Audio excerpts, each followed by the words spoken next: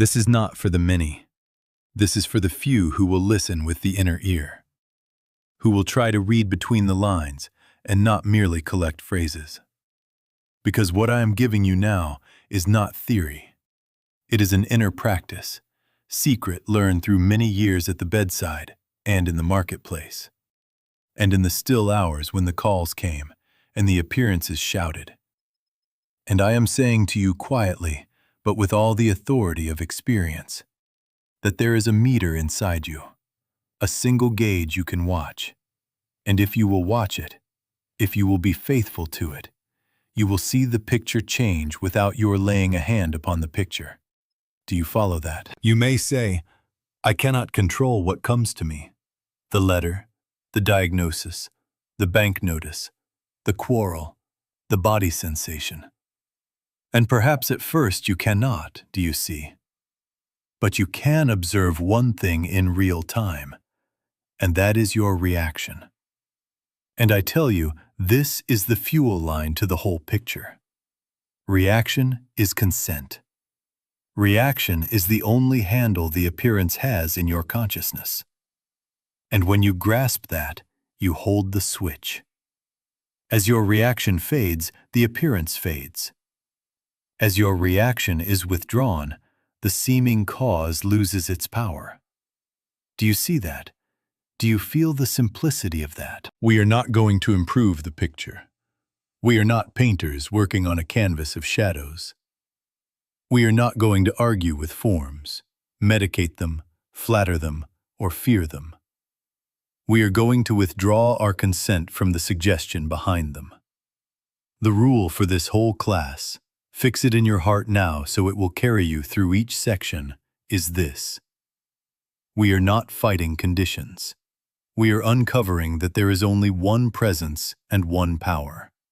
And because there is only one, anything claiming a second is a no thing. It is the sound of a voice with no speaker. It is wind passing through reeds. It is not to be resisted, but to be seen for what it is. Nothing. Now the urgency is this. You must begin by watching that inner meter, for it will tell you at once whether you are living by sense testimony or by God awareness. When the call comes, notice your breath. Notice your stomach.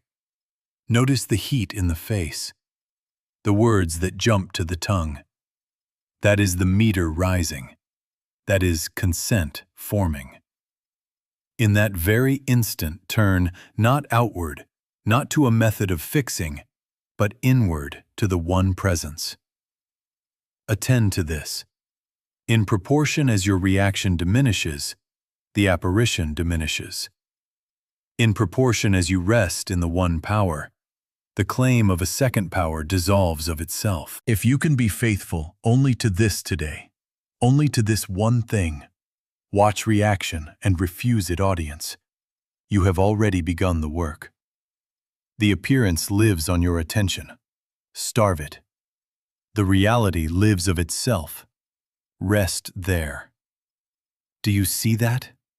Do you follow that? Now, since you have the meter in hand, let me give you the diagnosis. And I want you to listen with your inner ear. Because if you miss this, you will spend your life chasing shadows and counting symptoms and congratulating or condemning yourself for changes that do not touch the cause. There is only one error, and that is hypnotism. There is not hypnotism and a disease and a sin and a lack and a quarrel and even a shining good humanhood. No, there is only hypnotism appearing as these moving pictures. Do you see that? Do you follow that? Because if you do, then you have come to the doorway out, and you can stop hunting many causes. Hypnotism is suggestion accepted.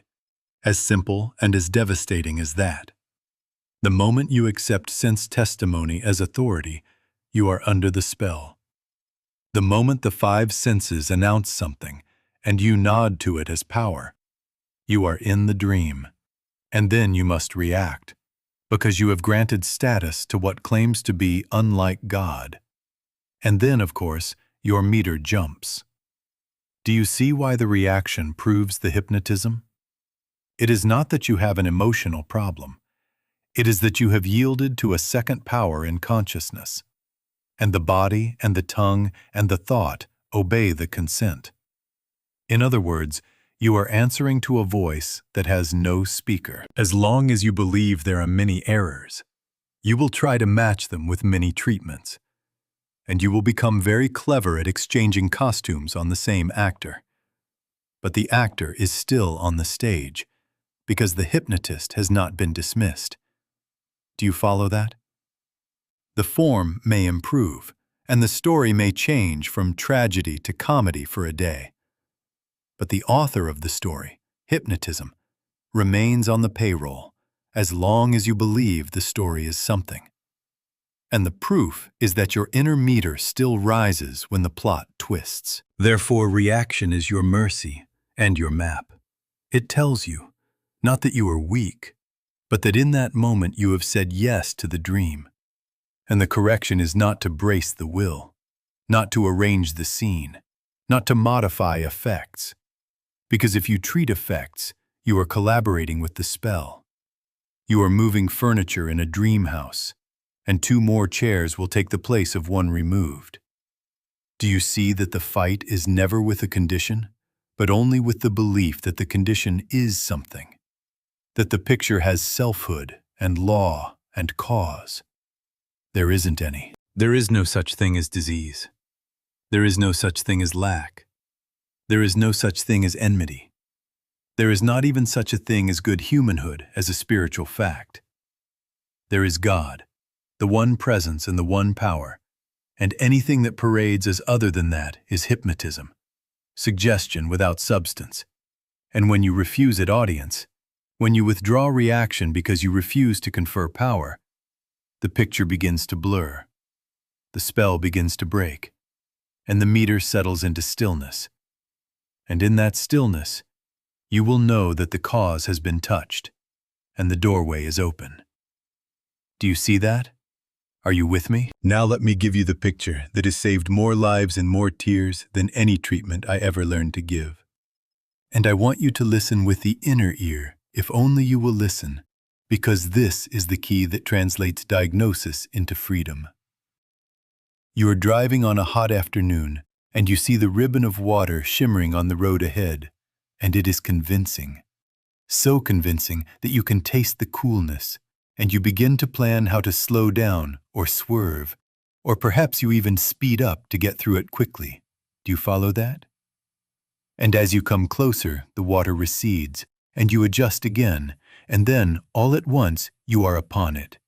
And what is there? Nothing. Only road. Only the same dry pavement that was there all along. Now notice what did not happen. You did not remove the water. You did not evaporate it with a prayer. You did not send a crew with mops and buckets. You did not fight a condition. You discovered there was no water. There isn't any. That, beloved, is the entire principle of healing. Do you see that? The error is not a thing to repair. It is a picture believed at a distance. And by distance, I mean sense distance, separation from spiritual awareness. The farther you live from the fact of one presence, the more the heat and angle and shimmer of mental suggestion create a pool where no pool is. And then, of course, the meter jumps, and you react. And the reaction makes you accelerate or swerve, and in that very movement, the picture seems to hold because you are treating it as something. You are conferring law upon the shine on the road. The correction is not passivity. It is not cold indifference. It is the refusal to grant reality to the mirage. It is the pause, the inner stillness in which the 5 senses lose their authority, and you let the scene be what it is without your endorsement. And then, without argument, the road is seen to be dry. Do you follow that? You have not improved a condition. You have awakened from a suggestion. Non-reaction is this awakened seeing, not a limp resignation, not a human will biting its lip. but the strength of not consenting. The devotion to one power that declines to honor the lie with even a glance of fear. And please notice, you do not reason the water away. You will not win this by clever sentences. You will not persuade the mirage to disappear with affirmations and counters. You will become quiet. You will let the senses be still, and you will look from within. And then the distance collapses, because in the recognition of God as the only presence, there is no theater left for the picture to play upon. And the appearance, having lost your reaction, has lost its fuel and must fade in the light that is.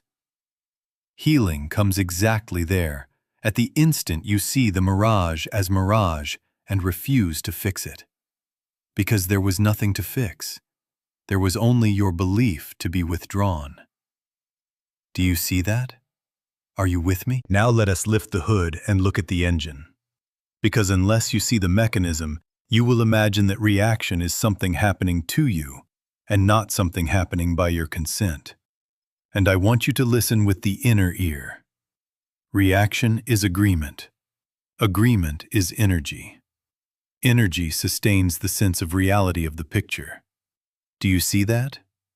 In other words, nothing in the appearance can live in your consciousness without your yes. And your yes is hidden inside the twitch, the gasp, the surge, the private story you start to rehearse the very moment the suggestion rings the bell. Here is the chain, and if you will remember it, you will have the lever. First, the suggestion, a word, a letter, a symptom, a headline, a face. Then, attention. You turn toward it and stare.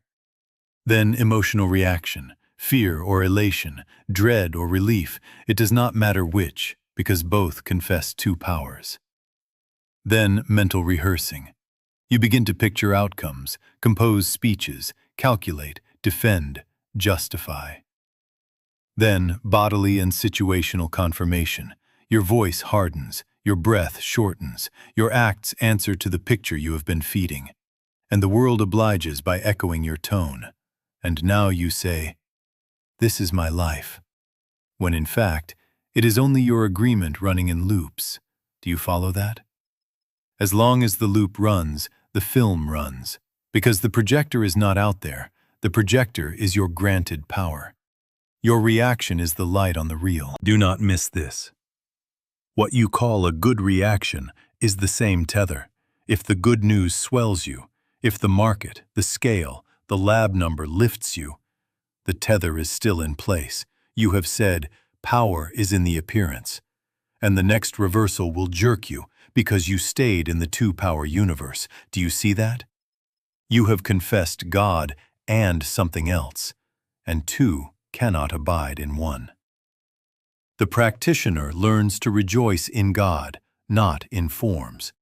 And because the joy is in the substance, it does not swing with the shadows on the wall. Now for the law that you can prove any day of the week. And I speak it with all the authority of practice. Healing takes place in proportion to the practitioner's non-reaction to the appearance. Do you understand that? Not in proportion to the length of the prayer, not to the number of words, but to the measure of interior stillness that refuses consent. Your freedom is not measured by whether the wind blew against your door. Your freedom is measured by how quickly you ceased to answer it as power. 1 second less of reaction is 1 degree less life to the picture. Starve it at the root, and it withers of itself, because it never had substance. It had your breath. So when the bell rings, your standard is this. Do not count the news, count the pause. Count the gap between the knock and your inner endorsement, and shorten that endorsement until it disappears, and you will watch the picture dim, because the fuel line has been cut. In other words, take back the only coin the mirage accepts, your reaction, and you will find that nothing remains to trade.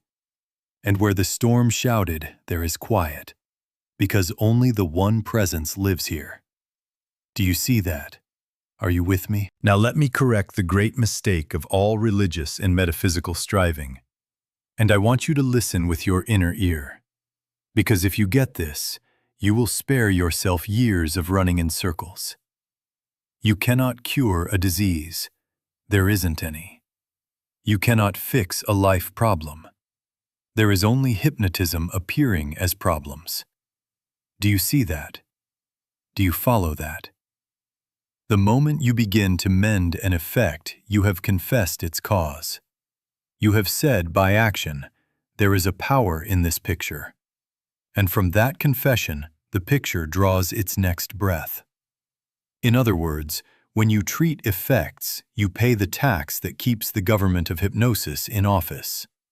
And it must legislate again tomorrow under a new bill with a new name. Watch the law at work. You push down one symptom, and two more rise. You settle a quarrel, and a fresh misunderstanding appears at breakfast. You patch the roof, and the basement floods. And you say, life is against me. But no, life is not against you. Your agreement with a two-power universe is supplying the film with light. Do you see that? The form may change. Today a body, tomorrow a bank, the next day a child. But the actor behind the masks is the same hypnotism. And as long as you are busy changing costumes on the stage, you will not think to dismiss the playwright. And the meter will still leap when the curtain rises, and you will be back to work again. Endless maintenance. Contrast this with dehypnotization. Effect-level struggle is like mowing the weeds. The lawn looks trimmed for an hour, and then the sun comes, and the rain comes, and your mower roars again because the root was never touched. Consciousness-level correction is pulling the root without touching the blades. It is withdrawing the one ingredient that sustained the show, your belief, your reaction. As the inner yes to the appearance is refused, the root withers, and the blades cannot return because there is nothing left feeding them. Do you follow that? Here is how you can prove it before tonight. Pay a bill and notice that the mind, relieved for a breath, hunts the next bill, the next date, the next rumor. And if it cannot find one, it invents a what if and calls it prudence. That is not prudence. That is hypnosis looking for a mask. Feel a pain subside and watch how the fingers begin to examine some other corner of the body for a new report. That is not care. That is the same belief seeking a window. End one conversation in peace and observe the thought rehearsing a defense for the future. That is the loop preparing its next scene. Your own mind betrays the method. It does not rest in God. It searches the horizon for a second power to respect, and the world is happy to oblige. So take this discipline now and make it your standard. Stop asking, how do I change this condition? And begin asking, where am I reacting, and why am I granting power here? Do not argue with the form. Do not manage the person. Do not tinker with the symptom. Get still and find the point of consent inside you and withdraw it. In other words, cease being the electrician for the theater. Pull the plug. You cannot treat a person. You cannot treat a condition. There isn't any. You can only refuse belief in a cause apart from God and abide there until the meter is quiet. Then, without fanfare, what needed managing is not there to manage, because nothing remained to sustain it. And you, thank heavens, are not hypnotized. Do you see that? Are you with me? Now we must lay the foundation without which everything I have said becomes strain and technique and willpower. And I want you to listen with the inner ear, because this is not poetry, this is law. There is only one life, and that is God. There is only one mind, and that is God. There is only one soul, and that is God. There is only one spirit, and that is God. There is only one law, and that is God. There is only one presence, and that is God. Do you see that? Do you follow that? If God is infinite, and you grant that, or you do not have a God at all, then where is the second? If God fills all space, what space is left for another presence called disease, called lack, called danger, called hatred? There isn't any.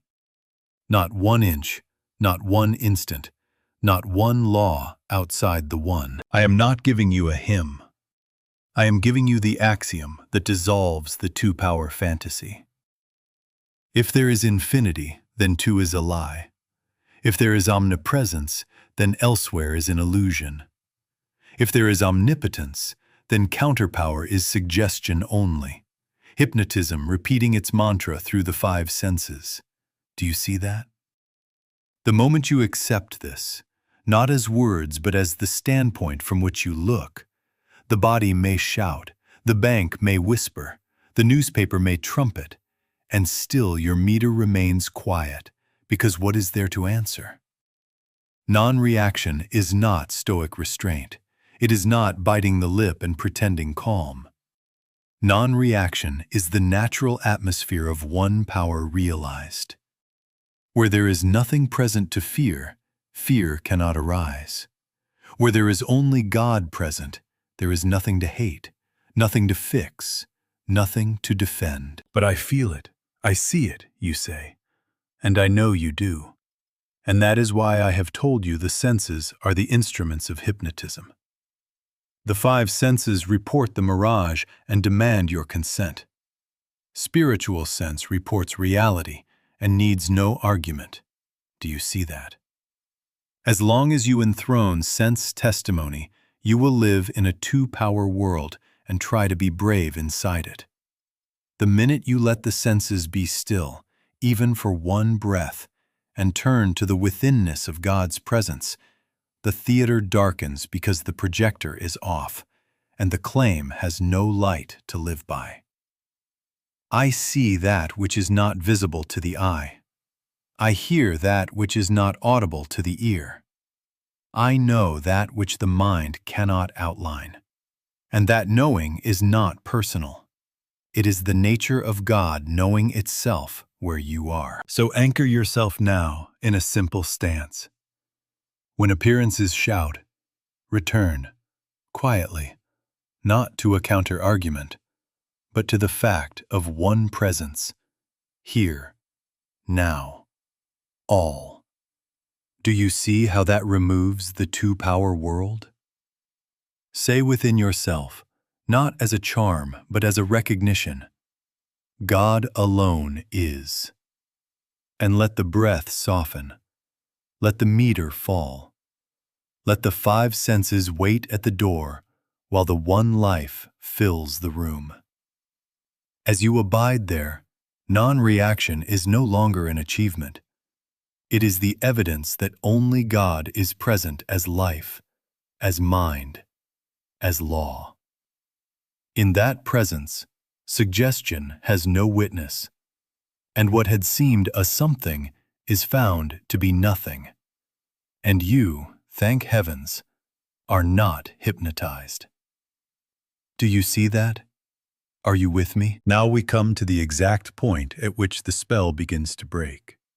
And I want you to listen with the inner ear, because you can never get dehypnotized as long as you are judging by appearances. As long as the 5 senses sit on the throne as final authority, you must react. And as long as you react, you keep the picture alive. Do you see that? Dehypnotization begins precisely at the instant sense testimony loses its authority in you and an inner quiet returns. Not a forced quiet, not a bravado quiet, but the natural stillness that comes when only one power is acknowledged. What do I mean by quiet? Because some of you will mistake it for suppressing the body or gagging the mind, and that is not it, not at all. Quiet means you let sensation be sensation without swearing to it as law. You let the sound be sound without bowing to it as a decree. You let the sight be sight without installing it as truth. Quiet is the moment you stop narrating the picture.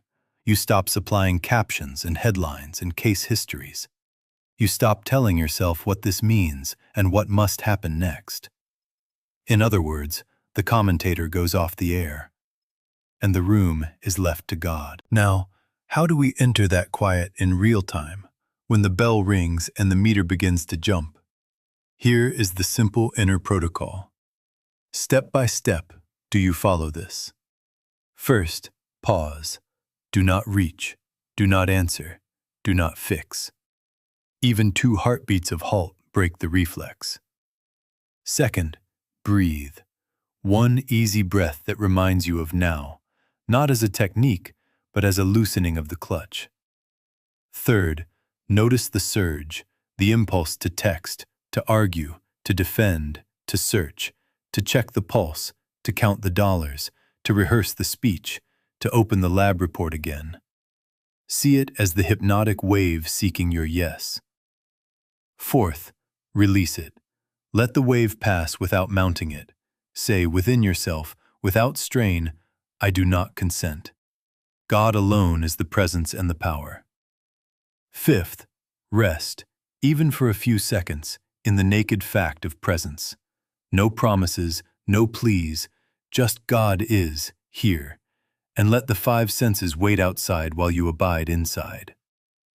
Sixth, only if needed, behold, without managing, what is, as God's universe, not as a human scene to be arranged. Learn to detect the hypnotic surge early, because it always announces itself with the same costumes. Urgency that shouts, now or never. Catastrophizing that writes tomorrow's tragedy today. Rehearsing conversations you have not been invited to. Checking and rechecking symptoms and accounts. Scrolling for evidence. Refreshing the screen of the world to see what else to fear or to cheer. Do you see that? That is not prudence. That is the meter selling your consent by inches.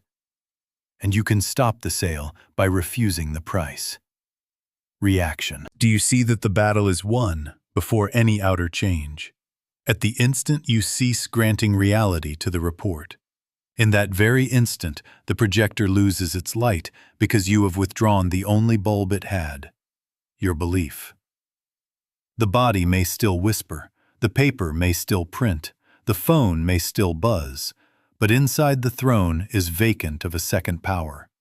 And in that vacancy, the presence fills itself forth. And the picture, finding no witness, must blur and fade because there isn't any law to sustain it. So take this with you. The exact moment of dehypnotization is the return of inner stillness. And you can mark it like a watchman marks the hour.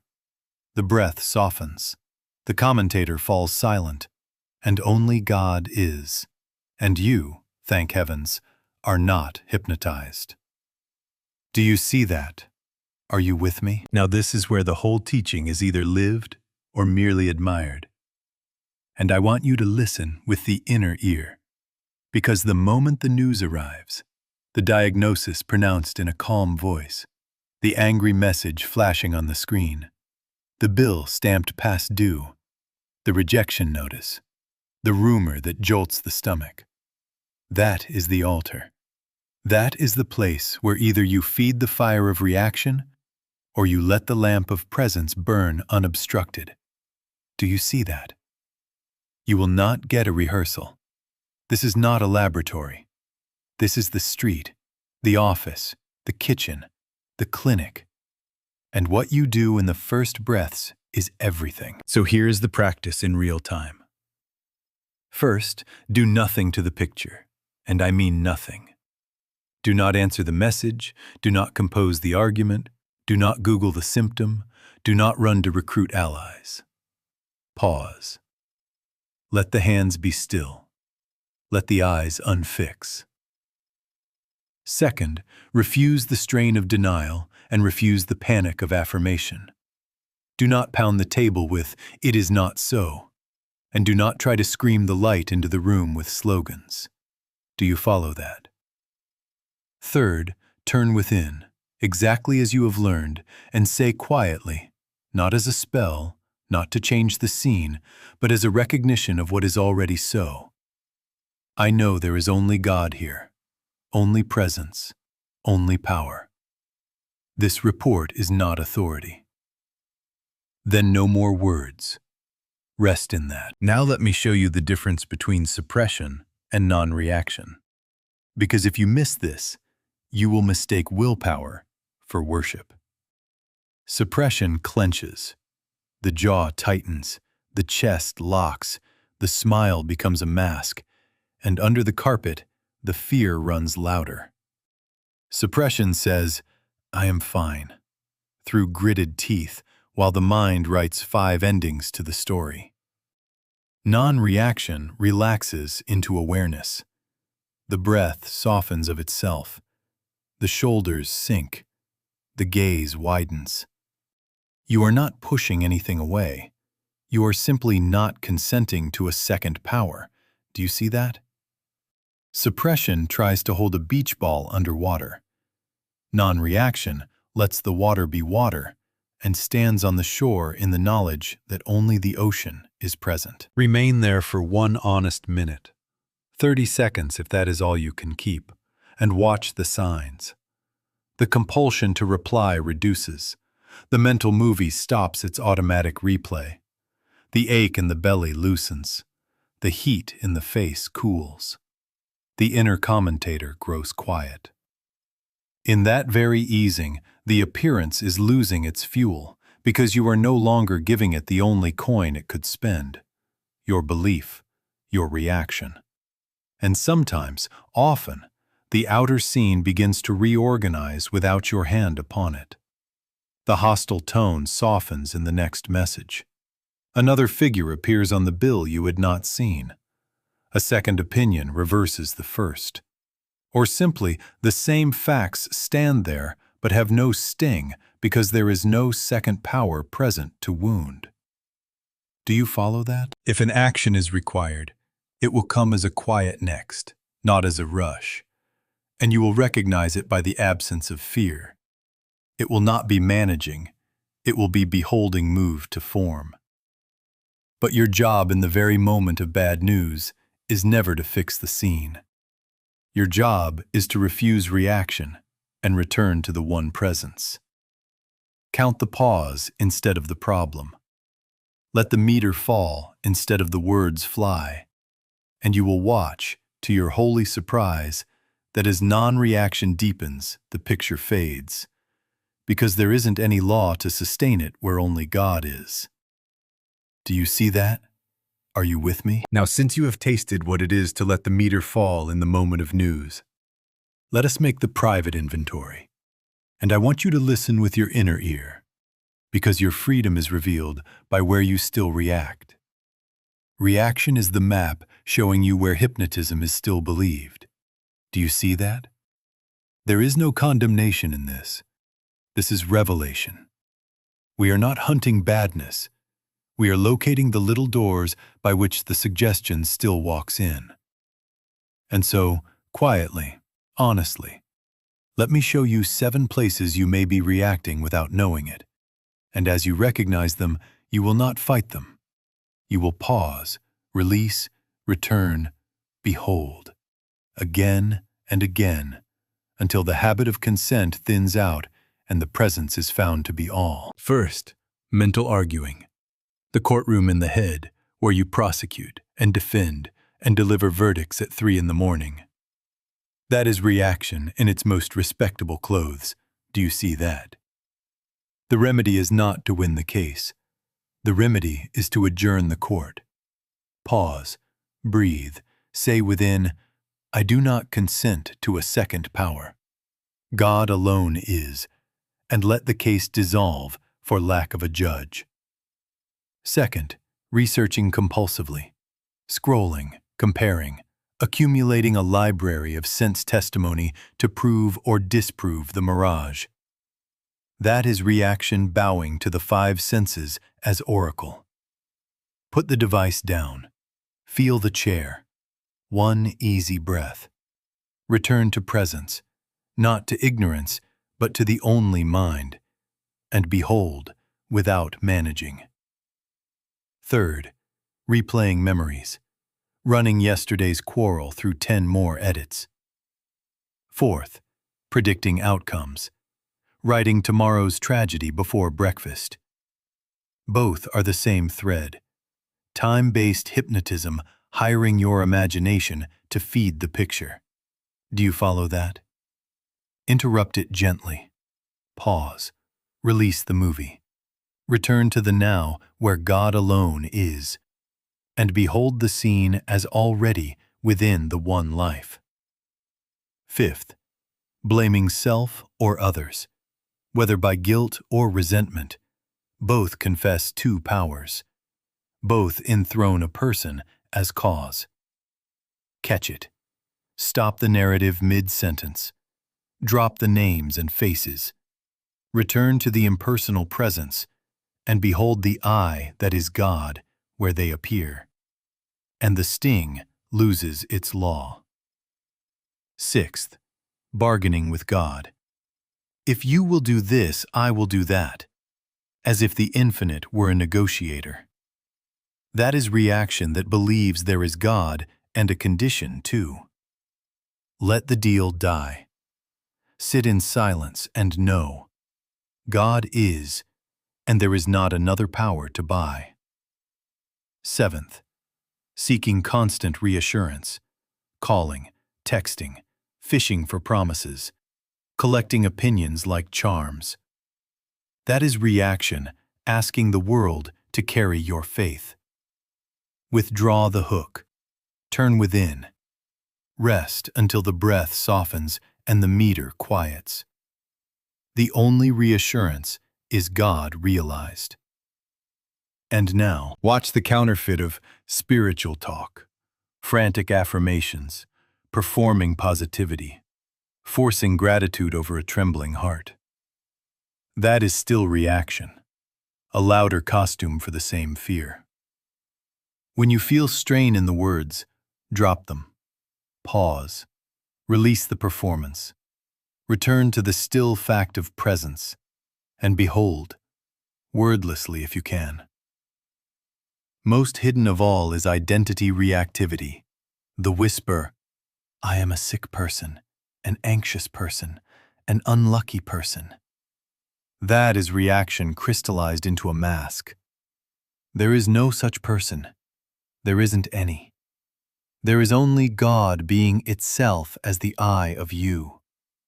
So refuse the label, not by swapping it for a shinier one, but by resting as I am that I am, and behold. Here is your litmus test. If you feel urgency to make it different right now, you are reacting. If you can rest in presence even for 30 seconds, you are dehypnotizing. Do you see that? So each time you find one of these doors, do not scold yourself.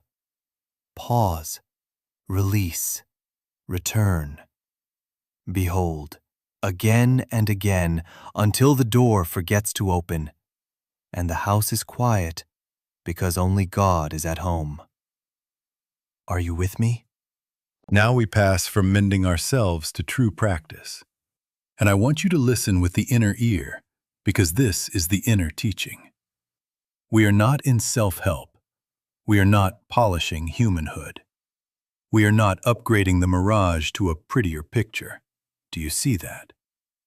Our work is not to make a better man or a better woman. Our work is to recognize the only creation there is, as God made it, whole, complete, self-expressed, and to stand there so unwaveringly that the mask has no audience, and therefore no life. Do you follow that? Beholding is the word. Not fixing, not managing, not advising, not improving. Beholding. Get inside and behold, which means withdraw every label, stop counting sins and virtues, stop measuring progress and relapse, stop saying sick human, well human, angry human, sober human. There is no such thing. There isn't any. There is only God expressing as being. And the forms called persons are not causes, they are not powers, they are pictures on the screen. Do you see that? The practitioner's eyes are not on the film. The practitioner rests in the light, and from that light beholds the eye of God where the face appears. Now watch how non-reaction becomes love. Because you have wondered what love is, beyond sentiment and effort, and here it is. When you stop reacting to the mask, you stop assaulting that one with your fear, your pity, your judgment, your superior therapies. You stop projecting a second power into their atmosphere, and in that, release the pressure of your opinion is removed, and the Christ is given room. Do you see that? Pity is reaction dressed in soft clothes. Judgment is reaction in iron. Even helpfulness born of anxiety is reaction pushing a wheelbarrow. Love is the still recognition, God alone is here, and therefore I do not consent to a name or a history or a diagnosis as cause. Bring it home to your relationships. The spouse's anger flares. Refuse to meet it on its level. Do not gather your counterarguments or your reconciliations. Let the hands be still. Breathe once. Turn within. Behold God as the eye of that one and the eye of you. Do not put a second power in the room, and often you will watch the flame lick air and die for lack of fuel. Do you follow that? The child's addiction shouts for management, rules, bargains, speeches. These are the theater of panic. Take your stand first in beholding.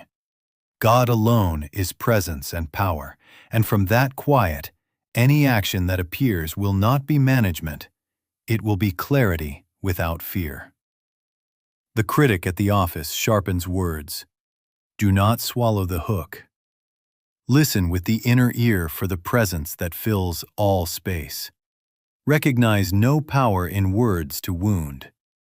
Answer, if answer is given you, from stillness or not at all. Here is the paradox, and it is law. The less you attempt to change someone, the more room there is for the Christ to appear as harmony. Management holds the mask in place by gripping it. Beholding removes the hand, and the mask forgets to stay on. True help is beholding. When you no longer react to the picture, you no longer finance it. And what is real stands revealed of itself because only God is present. Do you see that? Are you with me? Now let us bring the strands into one chord. And I want you to listen with the inner ear, because this is the integration without which you will keep circling the mountain. There is only one demonstration, and that is the realization of God. There are not many demonstrations, health and supply and home and relationship and safety. There is not a shopping list of spiritual errands. There is only one. Do you see that? Do you follow that? Seek ye first the kingdom of God, and all these things shall be added unto you, is not a hymn. It is a law of consciousness. And if you insist on demonstrating things, you will have confessed lack. You will have confessed two powers. You will have enthroned the mirage and then tried to drink from it. And you will be thirsty again by noon. To chase a form is to announce its absence. And that announcement is the bell that summons reaction. And reaction is the fuel line to the picture. Do you see how the loop completes itself? But to rest in presence is to stand in the substance out of which the forms derive as natural expression. Not as prizes won by prayer, but as the effortless way a tree bears fruit when it abides in its root.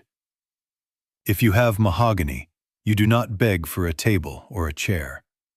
You already have them as included possibilities in the wood. If you have God, you do not beg for health or supply or home. You have life, mind, law, substance. and these appear as fit forms, included, unstrained, inevitable. So let me give you a gentle rebuke with a blessing in it. Stop measuring your day by appearances. Stop saying, "Today was good because the pain subsided. Today was bad because the check did not arrive. Today was hopeful because someone praised me. Today was dark because the news was grim." That is the old calendar of the hypnotized, and you must throw it away. Do you see that? Begin to measure your day by one thing only: the level of reaction and the depth of inner stillness. How quickly did you pause? How easily did the breath soften? How soon did the commentator fall silent? How steadily did you abide in one presence, even while the forms came and went? That is the only gauge that matters, because that is where the power is withdrawn from the picture. Health, supply, home, companionship. Let these be known as included expressions in dehypnotized consciousness, not goals, not trophies, not signals that you have finally gotten God to move. God is never moved. God is the moving of Himself as all. And when the inner consent to a second power is withdrawn, the outer scene must align, because there is no law left to sustain the contradiction. Do you see how simple it is and how deep? Reaction sustains the picture. Realization dissolves it, not by fighting, not by fixing, but by the quiet fact that only God is here. Seek one thing only, the awareness of presence, and watch how the many appear without strain, as added things, as unimportant things, as shadows of the substance. And you, thank heavens, are not hypnotized. Are you with me? Now take this as your private charge, not as something to admire, but as something to prove. And I want you to listen with the inner ear, because this is the way out of the circle. For 7 days only, give yourself one metric, reaction, and let everything else be background. Do you see that? For 7 days, you are going to live inside a simple container. In the morning, before you touch the world, sit even 3 minutes and set your intention. Today, I watch the meter. Today, I refuse consent to a second power. Today, I rest in the one presence. Say it quietly, not to persuade God, but to awaken remembrance. There is only God here. And let the breath soften until you feel the commentator fade. At midday, stop for 1 minute wherever you are and ask, what is my reaction level? Not what are the headlines, not what is the symptom, what is the meter?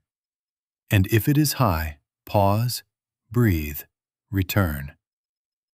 In the evening, review gently, not to scold, simply to see where you consented and where you remembered, and give thanks for every inch of dehypnotization. Do you follow that? Now weave into every day 3 holy pauses, and mark them. You may even set a tiny reminder, not to frighten you, but to free you. The instant a trigger appears, email time, tone of voice, twinge in the body, number on a bill. Stop 30 seconds. Hands still, eyes soft, chest easy, and release the urge to fix, to answer, to manage. Say within, without strain, I do not consent. God alone is the presence and the power. There is only God here. Then, no more words. Just rest the 30 seconds and let the 5 senses wait outside while the one presence fills the room. That is the entire practice. And each pause is a cut in the fuel line. Do you see that? Add one study string that you will not let grow stale. Choose it now and carry it like a tuning fork.